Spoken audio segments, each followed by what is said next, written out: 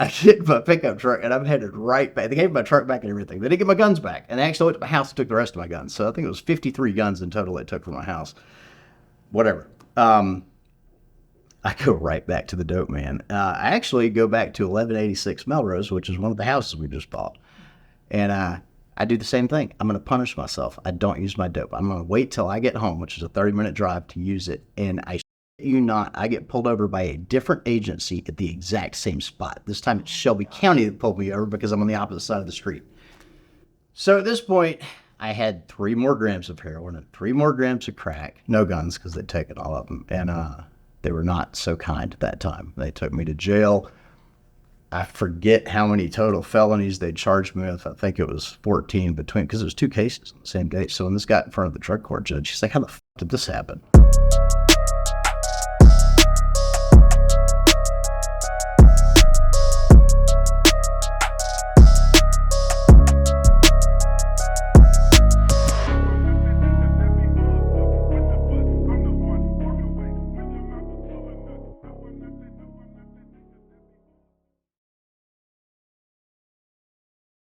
But maybe we should just start and just tell me, who are you? Where you live? Where you from? So I'm Ben Owen, father to 8 kids, husband to Jessica. I live in Cumming, Georgia. Spend about 85% of my time currently in Memphis, Tennessee, which is where we're doing what I refer to as most of our groundwork. I'm an Army infantry vet, although barely.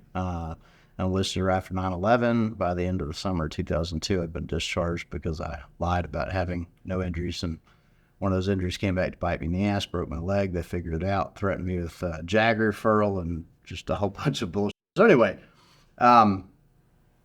went on from the Army. You want me to just go through backstory? Yeah, just tell me. I want to know about you, and I want the people that are watching this to know. When I enlisted, I was in ROTC at the time. I was on track to become a counterintelligence officer, but in reality, I was there on a scholarship and drinking myself out of college. And so when the towers came down, I saw it as an opportunity to avoid consequences. And instead of getting kicked out of school because I was drinking instead of going to class, I just lay on the list. So I did that. And that didn't pan out like I wanted it to, but I did get sober for a period of time, not long. I think by spring of 2003, I had ended up essentially homeless. I was squatting in an apartment in Atlanta. I don't think I ever paid rent at that place. I don't know how I even got the apartment. So 90 days in, I was addicted to meth, raging alcoholic again. Ended up getting in touch with an ex-girlfriend who was married at the time and got her pregnant in a week. And not her. So just for anybody that's watching that does it, his wife's right over there. So I ended up moving up North Carolina with her, and this was an ex. I've known her since I was 12 years old. She knew, what she was getting into. She knew I had struggled with addiction and alcoholism, and moved to North Carolina with her. Got sober before Jackson was born. That's my oldest. He's 19 now, and ended up moving back to Alabama, getting back in school. A lot of up and down drinking during that time, but I did finish college, and I went and got What'd you major in? So the first time around I was there, I was at Auburn on a math scholarship, and I fucked that up.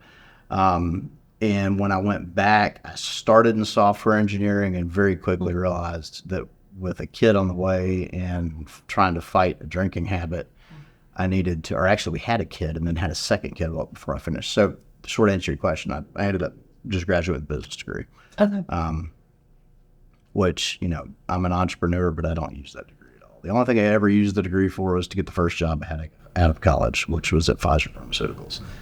They didn't need it for that. They just required you to have a 4-year degree. Right.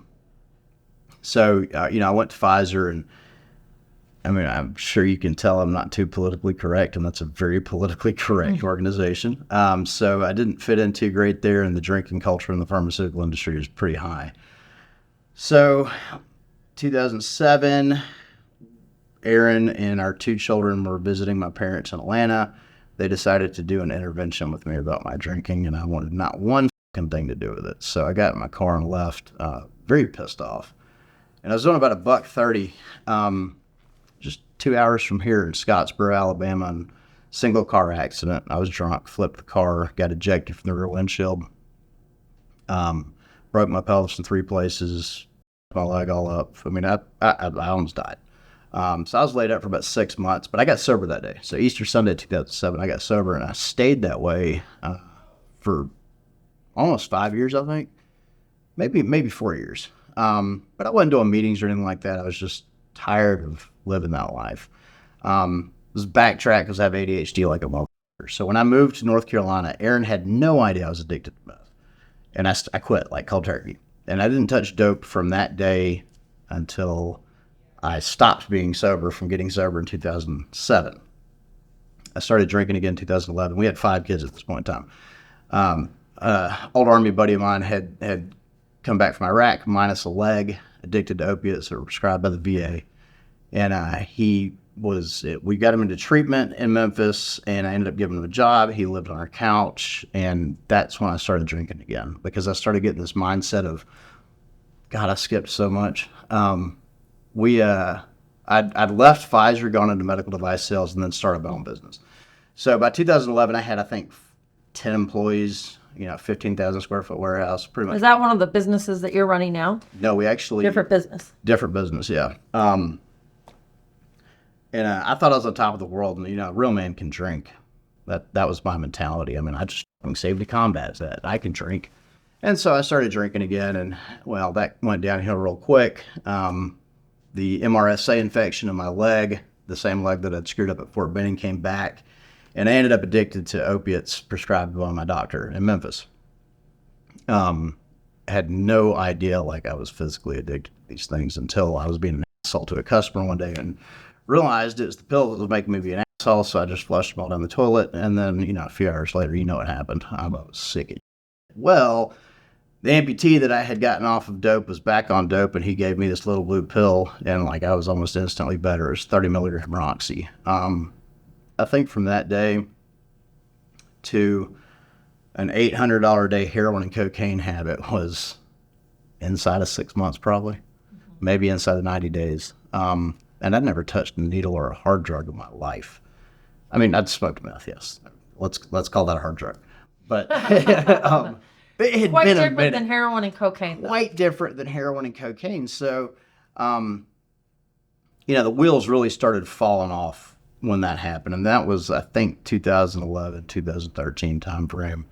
I hit it very, very, very well. So summer of 2014, it was, existential shock to my ex-wife when she found a box full of needles and dope in the garage. Now, I was printing money. I mean, the business was going very, very well. So it didn't just stop at the dope. Exactly. The business was going very well up until right before that. But, she realized, what the fuck? And so she picked up and left. With the kids. The kids at this point had never seen me high. I was living a very successful double life. But the wheels just, like I said, they came off very quickly after that. 4th of July, 2014, I totaled my 68 GTO and almost burned to death in the wreck. I mean, I had bones sticking out of my feet, and I'm trying to walk from the wreck they had to pull me out of to the dope man because I made it to within a mile of his house before I totaled the car. And I was dope sick. They ended up taking me to the hospital, got out. And then I think it was July 28th, 2014, I finally got arrested. This is the most retarded story ever. So I get arrested. I'm on my way back from my warehouse when we had a firing range behind it. I had in my pickup truck, I think 6 rifles, a submachine gun, 2 silencers, all legal. I had the paperwork and everything. But I also had 3 grams of heroin and 3 grams of crack on me. And so at this point, MPD... I feel like we're twins. MPD was not pleased with me. And I'm dope sick as shit. I used to do this weird thing, and I'm sure you could probably relate to it, where I would tell myself, this is the last time I'm buying it. I had the money to buy a week's worth of dope at once, but I would only buy enough to get me a little bit longer that day. So this was my first trip to the dope man that day, and I hadn't used yet because I was making myself suffer. because I was a piece of shit and I deserved to suffer. And so I was going to wait till I got home to use. And I ended up getting pulled over. They took me down to this place on Shelby Drive in Memphis. We call it the snitch station, where they tried to get me to become a confidential informant, and they'd let me go and blah, blah, blah. And I was like, sure. I had no fucking intentions of ever doing that. But lo and behold, they let me go.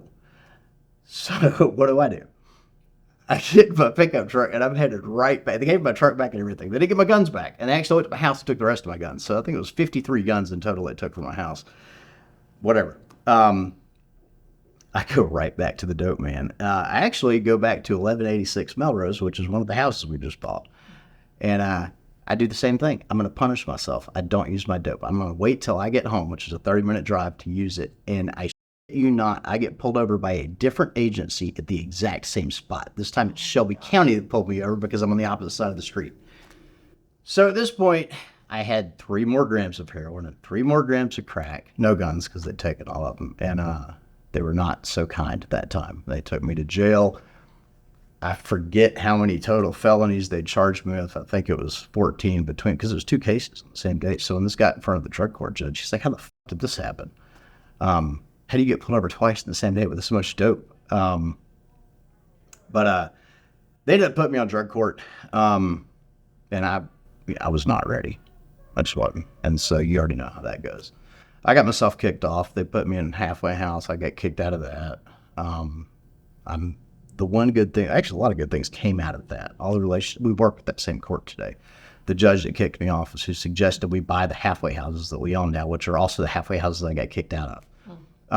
But I met her through that process, and my case ended up getting sent upstairs to the criminal court, who oddly gave me diversion for 2 misdemeanors. They dropped all the felony charges. I promptly f***ed off the diversion. He gave me probation, which I also pissed away. And for whatever reason, he ended up giving me time served after, I think, 3 days. So anyway, this was like, I think the case finally wrapped up in 2017. And I don't even know how many times I was arrested in that interim there. I know the last time I was arrested was on my birthday in 2018. And that still wasn't rock bottom for me. Jess and I ended up losing our house and our truck on the same day, January 5th, my mom's birthday of 2019. And we ended up going to the only place we need to go, which was the dope track. So we went to, again, one of the houses that we have now acquired and are trying to turn into sober living. But we lived on the dope track and in and out of trap houses, on the streets. I was sleeping in empty lots. I mean, you know how it is. And finally, after just a slew of deaths that you have that point where you're like, it can't get any worse than this.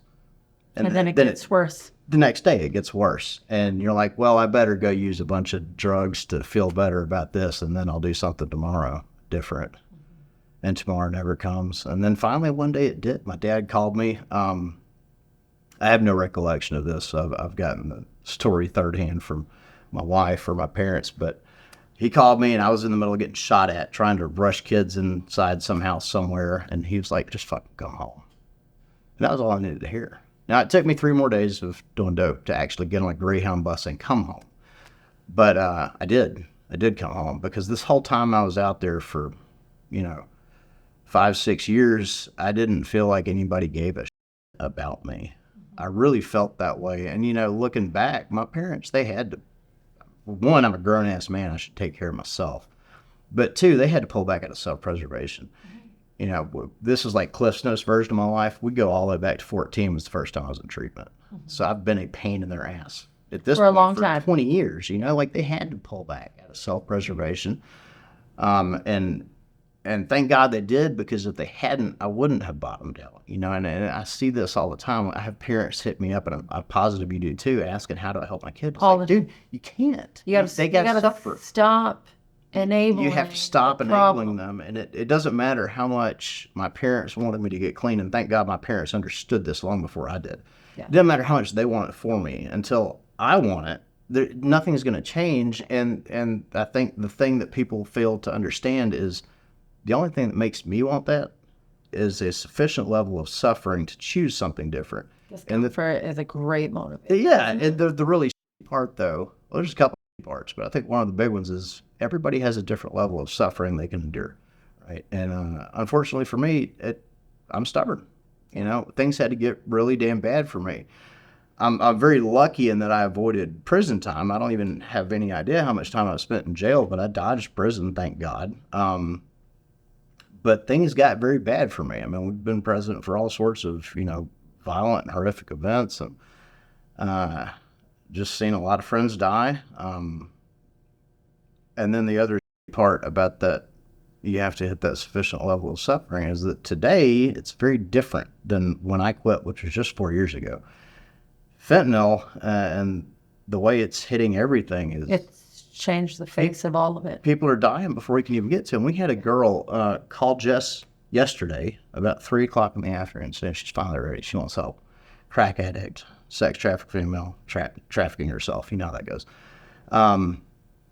That she's finally ready for help and wanted a bed and, yada, yada, yada. And this is the first, because we've been working with this girl for about a year now. She's never been ready like this. 2 hours later, I get a phone call. She'd overdosed. How the did she overdose? She smokes crack. Right. Because it's in everything. She got shake from the bottom of a bag that had fentanyl on it. Yeah. And we haven't gotten an update today, but I assume she's alive, because I'm pretty sure we'd have heard if she wasn't. But that just highlights the insanity right now. You can overdose on fentanyl smoking crack right now. Yeah. That's crazy. Like that wasn't a thing when I was out there. It's all over our nation. And part of the problem is that they're legalizing the possession of all of the drugs, including fentanyl, from Washington State all the way across our entire nation. And that's, we were talking out in the lobby earlier about people who don't have lived experience trying to fix a problem. Well, look, I think that's great that you have a big heart and you want to fix it. And if you have the power to make change, outstanding. But get some advice from people who have been there. Well, and I think even more than advice, you need to bring the real experts. Oh, they need to be at the table. There's no way around that, because when you're dealing with something like this, especially now, 5 years ago is a different story, but especially today with the prevalence of fentanyl, if you don't have somebody at the table that knows what the is going on, you're going to kill people. And we're already seeing it. Every day. We're killing at least two, and I say our nation is killing at least 200 people a day. Not just fentanyl. Not just 200 people.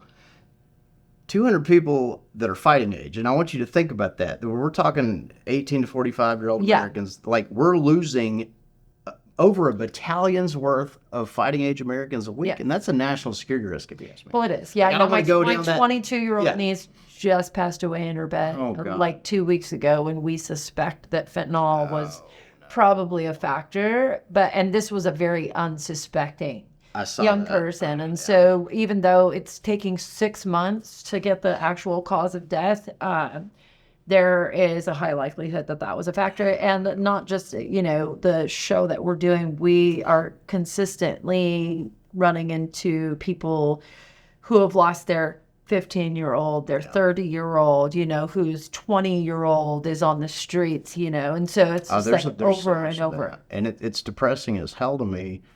When parents reach out and ask for help for their kid, they're talking about a 20-year-old or something. It's like, dude, I don't want to sound cynical, right? Because I have hope and everybody's redeemable, but a 20-year-old, dude, from my own experience, that kid's got a long way to go before they hit bottom. Yeah. And the reality today is that the likelihood of him living to find rock bottom is pretty slim. And it's getting slimmer. And nobody's coming. They're not coming to arrest you. Yeah. And that was a saving grace for a lot of us. We got an opportunity to be removed from the destructive path. Nobody's coming. Yeah. Nobody's coming. We're leaving. We're killing our own people. We are. And what terrifies me. And we're monetizing the life support. I hate that. It's all we're doing. We're keeping people alive to an extent with a lot of these harm reduction solutions that are not. They're not destinations. They're not. That's a great way of putting it. They're not. But because of exactly what you communicated, which is these people that are making decisions, our policymakers, who don't have the lived experience and understanding. I'm not going to let somebody that read a book about mountains guide me to summit something. Right. I'm not. Right. because they don't know how. Yeah. They might have the concept in their mind, and that's exactly what we're doing across our nation. People who have read the book are making the decisions for a portion of the population they know nothing about. Well, and I feel like more and more here lately, it's not even people who read the book. They may have glanced at the Cliff's notes. The neighbor right? who watched the show of the guy that studied it and calls himself an expert, who's never actually been in the hood or the dope house. Yeah. Well, we'll have people come volunteer with us that are combat vets that say they're from the streets too, and it's like, I don't think you are. Yeah. It's maybe you were born there, but you pulled yourself out of them like before they affected your life. Yeah. I got to be honest with you. I don't know how you do it. I don't either. State. I don't. I mean, but it's just it blows my mind the that I'm seeing come out of Washington State right now. Yeah, it's insane. But this is what I can tell you about Washington State. It's kind of interesting. I was talking about this morning. It's very progressive. I don't really align with the side. I align with humanity. Mm-hmm. But in every locality, municipality, and constituency, if you talk to these representatives of specific areas, their constituents are pushing for change because of the results of policy and ordinance change. And so that's where the traction is sort of gained, right? Where I'm like, okay, because I'm not talking about, everything I've created has nothing to do with politics. It has to do with, I'm not free until we're all free. And let's talk about rational thought, rational approach, and solutions, right? Like, we should be supporting human flourishing, and we're not doing that. Yeah. And, the data exists in stories like yours, and stories like mine, and stories like the many, many people that we serve. That's the data. It's not anecdotal at all. And so this is what I can tell you. Like, I'm a believer. I pray a lot. Like, everything I do is a result of prayer. Same. And I was pulled back to my own home state. Same here. That's why we're. And so, sometimes it feels like an uphill battle, but it's really interesting and unique. Right when I feel like I can't take one more step, that next person is dropped into my path, and they open up the opportunity and possibility, because what I'm doing, it's not about me. It's about we, and it's about what God wants. That's so awesome to hear you say that. It was the exact same experience for us getting pulled back to Memphis. When I left Memphis, I took a picture in the rearview mirror and posted it to Facebook. This is on a long disabled account, saying I'm never coming back up. So it feels so good to leave Memphis in the rearview. I don't think we'd even made it all the way to Georgia. And I told Jess God wants me to go back, and I had no idea what for. But I knew it was to do something for Memphis. And I hear it all the time. People are like, you're not going to change Memphis.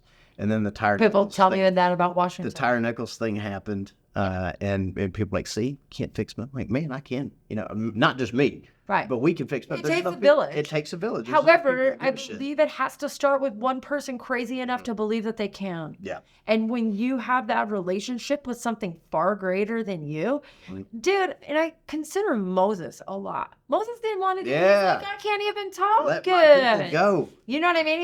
He's arguing with God. Can't Aaron do this? And God was like, nope, sorry, bro, it's you. Yeah. And sometimes I'm like, seriously, like, I can't do this. And he's like, you can, and you're gonna. Why don't you go take a nap and get up and you'll feel differently? And I honestly, like, and for whatever reason, right? And like, God has connected me with these other people, such as yourself and Adam Martin and some other folks across the nation who are those of us with lived experience. And we are impacting. And it'd be really interesting actually to see, like, those of us that are making this impact and working with people and trying to change these systems, and just to look at where we're located really around the nation and sort of do a diagram and see, because I feel like we're probably reaching every sort of area. But and what's been so fascinating to me, you mentioned, you hit that point, you're like, fuck it, can't do it anymore. And then that person gets dropped in. And Jess and I have noticed this, I don't even know how many times. God has a habit of doing that. And it's more often than not, probably somebody you would never expect. Never ever. Give a shit about what we're doing. And it's like, why do you care? Yeah. But the effect that has on the people I work with, at least, I can't put it into words. Like for guys living in a halfway house to see, I don't want to start naming names, but somebody they know, they know from TV, somebody they know from social media come in and give a shit about them. Right. Bro, that's next level. Legitimately, right? Like you're not just there they're not there make a sensational thing. It's because you really believe in what you're doing. They're there to swing a hammer alongside them to, it's... Give a hug, share a word of encouragement, all of the things. Yeah. It's one thing to see other addicts hear about addicts, but to see people who have never struggled with addiction give a shit about them. Yeah. To see people who have never been on the streets, have never been involved in prostitution, have never been arrested, come and like genuinely care. That's, I think, for me, one of the most powerful things that I have gotten from this entire ride we've been on. And it's, in my world, not because I'm a vet, because I'm barely a vet, but because of the work we do. Most of who I interact with are vets or active duty because of what we're doing in Afghanistan, Ukraine, and a few other places. There's a lot of active duty and veteran people that we work with, and none of the ones that are coming to mind right now have ever struggled with addiction, but they give a shit about the guys we're working with. They give a shit about the women we're working with. And that's some powerful shit. Yeah. To have, a 1 or 2 star general care about some kids in a halfway house. Well, that's crazy. We have to consider, though, I mean, think about this. We're talking about military people who believe in the Constitution and the stability of our nation. And that's a good point. It is the lowest of us that make up the sum of us. Like, it is the weakest person. Like, our stability is really based on the weakest in our communities. And so if we're not lifting them up, like, what are we doing? Yeah. Is it to serve the upper echelon of our society, who also will be destroyed as our entire nation is dismantled? So absolutely. When the weakest, are lifted up, then that really will signify the strength of our nation. Yep, absolutely. There's that saying in the rooms, you're only as sick as your secrets. Mm-hmm. Well, I think shining a light on the secrets of society in those dark places, I think that helps our nation heal. Absolutely. So I think you make a good point about why the active duty guys would care. What are they doing for a living? They're serving they're called to a life of service. And that is one thing that I've picked up on big time in the veteran population. It's easy to get vets to go volunteer out there with us. Yeah. It is. They may not understand. They cared enough to enlist themselves. That's right. To try to save our nation. And I don't think there's a person in our nation right now that can look around and with a conscious heart or mind and say that we are serving the people in our country with everything we have. Absolutely. What religion's come up a few times here. Jesus said himself he wasn't called for the healthy, he was called for the sick. That's right. He came for the sick. And all I know is that I'm here to be love and to carry love and to carry hope to the sick. I'm not here to help people who have their shit together. No. Because I barely have mine together. Right. Same. Yeah. And it is in that service that I actually improve my own life. So 100%. Yeah. And we were talking, I think, before the cameras were rolling. I am 100% addicted to this work. Yeah. And it's a healthy addiction. I'm not getting paid for it. I'm spending money on it. I'm missing time I'm missing time with my kids. I'm missing time with my wife. And I have to try to find a balance sometimes because I do recognize that I am addicted to doing the work we're doing. Yeah. And I have to make sure it doesn't become an unhealthy addiction. But I've sacrificed a shitload, as have you, to go out there and serve these broken populations because that's us. Yeah. And I'm always, and I never have trouble remembering this, I am always one bad decision from ending up right back there. I've done it. So have I. I've had my shit together. Many times. I've done the rise and fall thing a few times now. Well, people tell me, they're like, oh, yeah, you're recovered. I'm like, I'm like, yeah, that's kind of a crapshoot. I try to remind myself, but I have a sneaking thought that comes in regularly, especially when stuff gets super deep, where it's like, Ginny, I know how you can make it all go away right now. Yep. Yep. We have to always remember that, and it'll never go away. Ever. And that's okay. I've gotten loaded so many times when I didn't want to. and then couldn't stop once I started. Yep. Especially the last time. And so, I definitely do not think I'm exempt by any means. And so for me, it makes sense to continue to serve because it's in that service that I am set free. And it's in that service that I don't forget where I came from. Absolutely. For me, and I think Jess would echo this, dope filled a void, opiates, especially, the heroin. It filled that void, that emptiness inside me. Of course, it leaves it much bigger when it goes away, and you have to keep adding to it. I get the same void filled doing service work. And in the same way, when I stop doing service work, that void comes back and I have to fill it again. And the only difference is doing service work doesn't leave me in withdrawals, myself on the floor. Yeah. Yeah, I find my worth in my ability to show up and be present for other people. Boom. Sure. That's right. Yeah. That's right. We have to show up. Right. Well, I let myself down for so long. And I recognized at, 10 and a half years ago when I got clean that it wasn't everybody else that wasn't doing it for me. It was me that wasn't doing it for me. It's that void. It is. It's that void. It's a God hole. That's what I call it. It is a God hole. Everything I put in that God hole, though, in the past fell through the other side. Absolutely. This fills me up. Yeah. It fills me up. And every time I feel like quitting, and I don't know if you can identify with this at all, but because it comes up for me a lot. I wanted to quit everything yesterday. Literally. I was like, dude, I want to jump off a freaking bridge right now. But, the question is, as I follow that thought through, is like, do you really think you can walk away from what you're called to do? And the answer is no. So I just keep pushing forward. I couldn't quit if I wanted to. Me neither. What do I do if I quit? Right. Do I just go back to my day job? I fucking hate it. Well, yeah. I know. I'm just, right. It's just like, what are you going to do? Work for somebody else? That's the key for me. I'm like, I can't do it, dude. I cannot go work for somebody else under somebody else's idea and perspective and tell me it's not happening. No. It's not happening. It's not there. I don't know that I ever truly want to quit. The idea of quitting sounds great. Sounds good sometimes. It sounds like a relief sometimes. Oh, dude. Yeah. It would be. It'd be. But dude, who else is going to do it? That's the thing. Nobody. And what happens if we stop? Well, what happens is that everybody that's doing the things right now that they consider solutions are going to take over the entire environment. And we will not have the opportunity to actually impact people's lives with real solutions that help a person to pay it forward and to find the same thing that we have. That pay it forward part's a big one for me. Well, it's an imperative for most of us.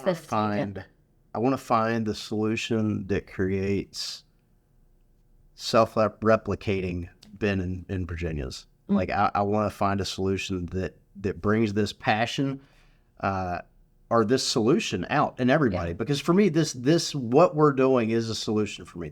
I'll show you what I've done actually before you leave today. I'll go over my program with you, and I think that you'll appreciate it. And yeah, we could talk more about that later, but it's because that's what I want to do. Is I wanted to develop a process for individuals to be able to engage with themselves, to recognize their challenges, to overcome their obstacles, and to be able to provide real solutions in their own life and pay it forward to other people. So I have had stuff hammered into me that's like, okay, how do you package and replicate and scale, right? Package, replicate, and scale in a way that's intentional. My problem is like, oh, okay, yeah, but how do you train an army of people that understand? Because if you don't live it, you can't teach it.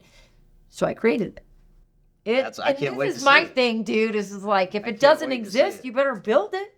I'm big on that. You know what I mean? I'm big on that. That's how I have made my living for the most part for the last 15 years, is finding unique solutions to problems. So talk to me about, talk to the people. What do you do? What are you doing? What does it look like? What is the name of your businesses? What are they? Yeah. I mean, we've talked sort of ambiguously about serving others, but you talk about my for-profit. I'm talking about, you could talk about Black Rifle and talk about Flanders Fields. So Black Rifle, basically, if you have a firearms product, you can't advertise on social media or in Google ads because they like to be the wall police. And so we essentially created an ad platform. using the same data, the same observed behavioral data Google uses to allow people that have firearms brands to advertise. We use the same data to try to combat human trafficking wherever we can, and a lot of other cool stuff too. The applications for what Black Rifle does are really siloed to the manufacturers in the outdoor space that sell to consumers. So probably very boring to the majority of your viewers. But we created a unique solution that works extraordinarily well, well enough that I'm able to spend 90% of my time doing the nonprofit stuff, and most of our disposable income goes to that too. So on the nonprofit side, we started Flanders Fields in March of 2021 with the singular focus. You remember that amputee I talked about? Yes. He went back out, obviously, because he got me addicted to opiates, or enabled me to get addicted to opiates. I did it myself. He helped remind you. There we go. He went back out and hit me up in early 2021. He was homeless and facing, lo and behold, a bunch of gun charges. Sound familiar? And asked if I could help him. And so we started jumping through hoops, and Jess and I were going to just come off the cash to fly him to treatment because the VA was taking too long to approve it. And that's the problem with bureaucracies as a whole. This is not a knock on the VA. A government solution never moves fast enough when addiction's in the picture. To actually solve the individual's problem when they are in a fertile place of change. There it is. And so a buddy suggested we start a nonprofit. So the sole mission of Flanders when I started it was to just send my buddy back to treatment. And we did that, of course, long before the IRS approved the 501. But the charter is to help homeless and addicted vets. And so, we filed it in March of 2021, kind of forgot about it until August when it came back, coincidentally on the day Kabul fell. We immediately got pulled into the evacuation of Afghanistan, ended up doing a lot of safe housing over there. In a real roundabout way, built this huge network of vets and active duty guys that love the mission of Flanders, helping homeless and addicted vets. One of the core values of the military is never leave anybody behind. And that does not stop on the battlefield abroad. We can't leave guys behind on the streets of America, and that's what's happening. We've lost far more service members to suicide, active duty members to suicide, than we have in combat over the last 20 years. What the is that? And then you factor in addiction and alcoholism, the numbers through the roof. I mean, like way higher than the 22 a day you hear. And alcoholic death is still very much self-inflicted. All right, so let's say this. Flanders exists to help, vets that are struggling with alcoholism and addiction and homelessness. So that 12th step, carrying the message. It doesn't say sit there in a room and wait on somebody to come ask you for the message. We're supposed to carry it. So we decided to get very proactive in carrying the message at Flanders to those still suffering. And as we started doing that, it became rapidly apparent that 99% of the people out there on the streets that are ready for help are not vets. We as a society, I hate to say this, have created an environment that really enables vets to sit in a pity party. And helplessness. Yeah, exactly. And so we started finding a lot more folks ready for help who are not vets. And Flanders, like I said, is chartered to help vets. We can't spend Flanders dollars on non-vets, so we set up a sister nonprofit, We Fight Monsters. It's kind of started out as the same mission, just for non-vets. So we're out there, doing outreach on the streets. We started in Memphis, where we know everybody on the wrong side of the law still. And then it morphed into more of the sex trafficking, or not more of the sex trafficking, but an equal focus on sex trafficking, victims of inner city violence. We're basically trying to touch any node of suffering that Jess and I have direct lived experience with, and to mitigate that suffering wherever we can. So whether a vet is involved or not, today we have the ability to fund help, and help may look like, covering out-of-pocket expenses to get them into treatment. It could be keeping a roof, even if it's in a home motel, over somebody's head while they're trying to get some stuff sorted out. We've got 3 sober living houses now where vets and trafficked women stay at no charge to them because our nonprofits cover it. I think we've got a total bed capacity of 42 or 44 beds, and we work with the Drug Court in Shelby County. We work with Veterans Court in Shelby County. I think we don't work with the mental health court, but I think we have some clients from there. We work with probation, parole, reentry, and then we've started buying up old trap houses, ones we used to frequent. We actually bought an active trap house out from under the dope boys. Nice. Well, we did that on March 1st. We were pulling up to the house to close it out, and an old acquaintance was coming out of the house and got shot 5 times. Totally coincidental. But I was there as they were getting him into the ambulance, and so we paused on closing that house down for a little bit, but it has since been closed. And, you know, I hate to say this, I don't know if we should air it, I'm going to leave that up to you, but we do coordinate a lot of what we do with dope boys. We've gotten, and there's strategy behind that. We want them to stop selling dope. This surprises nobody, but dope boys are good entrepreneurs. And so we've actually had 2 of them stop selling dope and become business owners, which is pretty damn cool.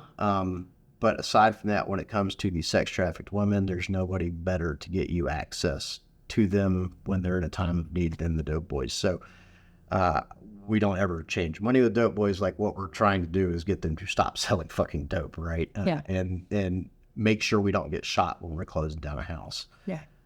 Which has worked good to date. So that's kind of what we're up to, and it's chaos at all times. It's a lot. What incentivized you to do these things? I mean, aside from, your own personal lived experience, I mean, were you seeing gaps in the system? Were you experiencing like not having the ability to access what you needed? The biggest gap we see is the time, the bureaucracy. In the work we do, and I don't need to explain this to you, a delay of days can be a death sentence. A delay, like yesterday, a delay of 2 hours can result in death. So we're trying to be nimble. We're trying to provide unique solutions and remove stigmas anywhere we can. There's a lot of gaps, and I don't have the answers to all of them. I will never pretend I do. When it comes to building out frameworks, like a blueprint for something, I'm weak in those areas. I will never pretend that I'm not. What I'm good at is getting out there and getting tactile and hands-on in the environments and letting people see me who have seen me in years past when I was shot off. And the impact that has, because they still see me on social media and realize like, oh shit, Ben's kind of a big deal now. He's here at my house trying to help me. And them seeing somebody that they think shouldn't give a shit about them, give a shit about them, well, that's got a pretty profound impact on people.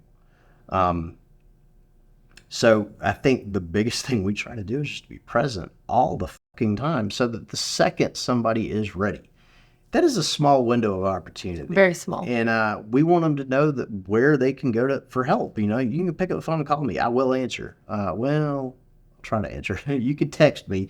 You get what I'm saying, though. Yeah.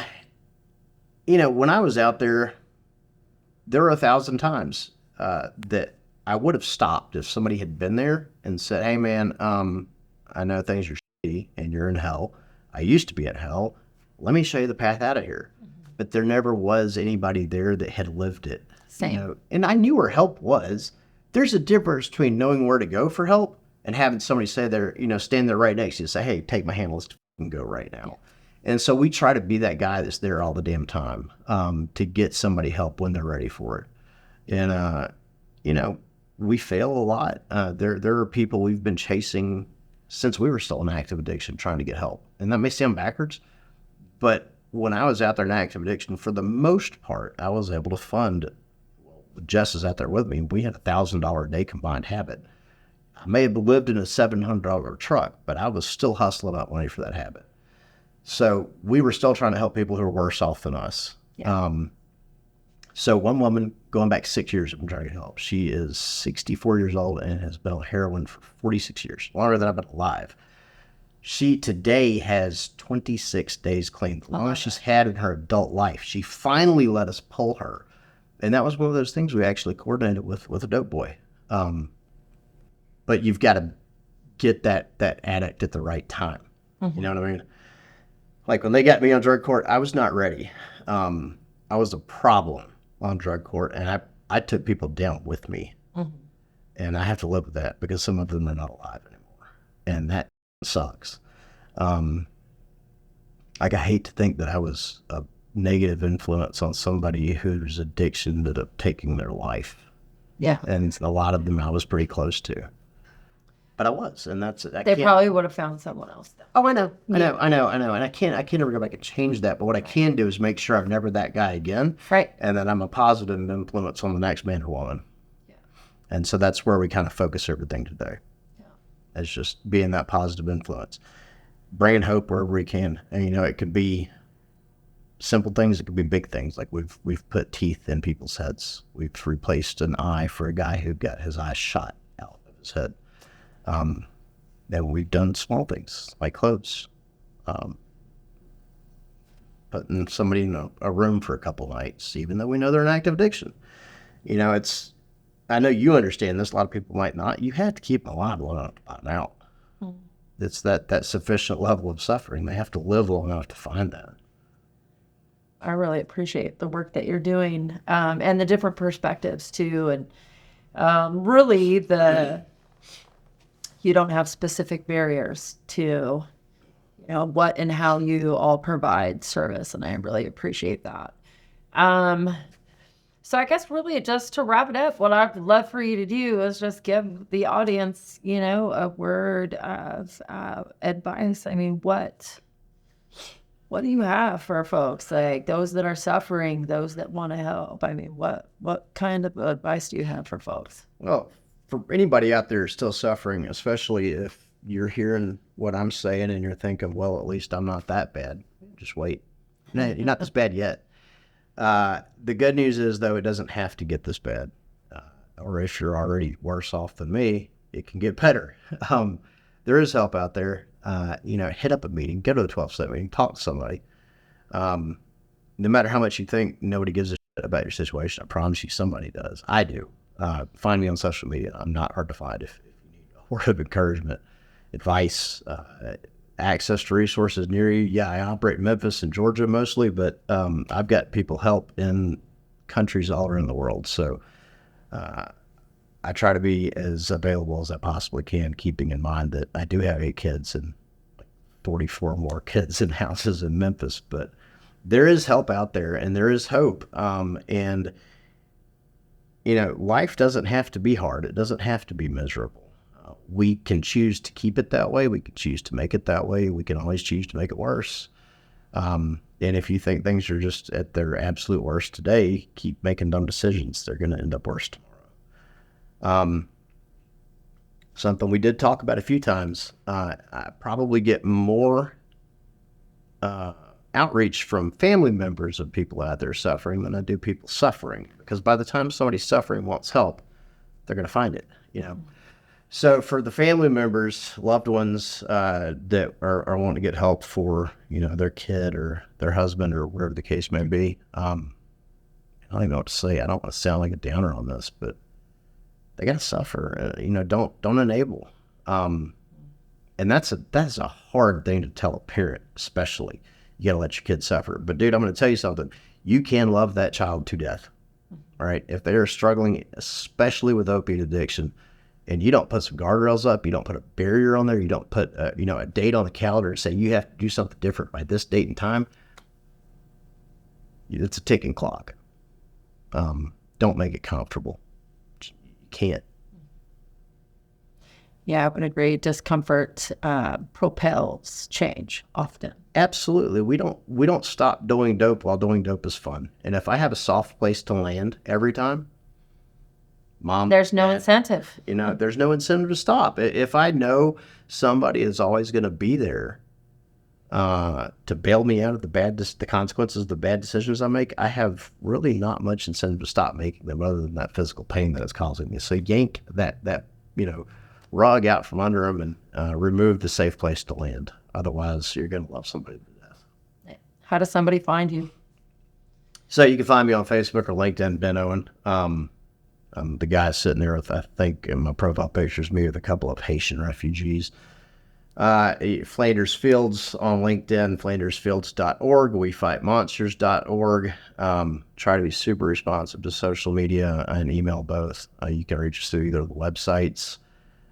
My wife, Jessica, is on LinkedIn and probably gets less random messages than me. So if you got a very compelling need, you can find her, Jessica Owen, on Facebook, Jessica Owen on LinkedIn. I think LinkedIn's probably our easiest way to get us. But yeah, I try to be as available as I can. Thanks so much for talking to me today, Ben. Dude, thank you. It was so nice to sit down with you. Absolutely.